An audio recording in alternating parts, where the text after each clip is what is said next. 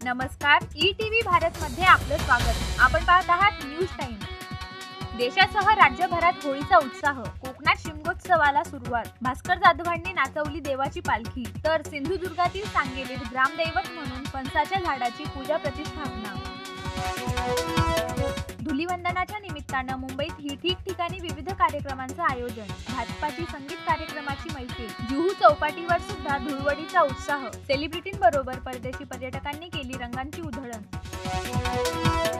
दरोडेखोर चोऱ्या माऱ्या करून आपली संपत्ती वाढवतो आणि श्रीमंत होतो, तसं भाजपाचं झालंय। संजय राऊतांची मोदी सरकारवर जोरदार टीका। शिवसेनेची पहिली यादी उद्या जाहीर होणार, राऊतांनी दिली माहिती। लोकसभेसाठी गावागावातून उमेदवार देण्याबाबतचा निर्णय 30 मार्चला। मनोज जरांगे पाटील यांची माहिती। करमाळा तालुक्यातील सभेला आंदोलक न आल्यानं मनोज जरांगे पाटलांनी आयोजकांवर व्यक्त केला संताप।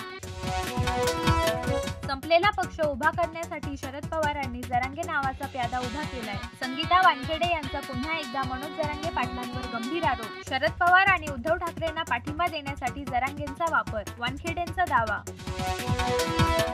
चंद्रपूरमधून उमेदवारी न मिळाल्यानं विजय वडेट्टीवार नाराज असल्याची चर्चा। मात्र पक्षश्रेष्ठींचा निर्णय मान्य असल्याचं वडेट्टीवारांचं स्पष्टीकरण। विदर्भ काँग्रेससाठी अनुकूल असल्याचाही केला दावा। रेकॉर्डवरील गुन्हेगाराची आईसमोरच करण्यात आली हत्या। नाशिकच्या पंचवटी भागातील धक्कादायक घटना। किरकोळ कारणावरून झाला होता वाद, 6 संशयित पोलिसांच्या ताब्यात। भाजपा अध्यक्ष जे.पी. नड्डा यांच्या पत्नीच्या कारची चोरी। 6 दिवस उलटूनही दिल्ली पोलिसांना आरोपींना पकडण्यात यश मिळेना। मुंबई इंडियन्सचं कर्णधारपद मिळाल्यानं रोहित शर्मा लहान होणार नाही। देव हा शेवटी देवच असतो। नवज्योत सिंग सिद्धू यांनी केलं रोहितचं कौतुक।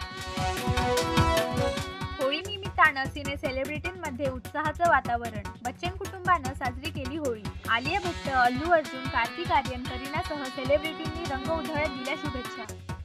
न्यूज टाइम मध्ये आज इथेच थांबूया। अधिक माहितीसाठी लॉग इन करा etvbharat.com।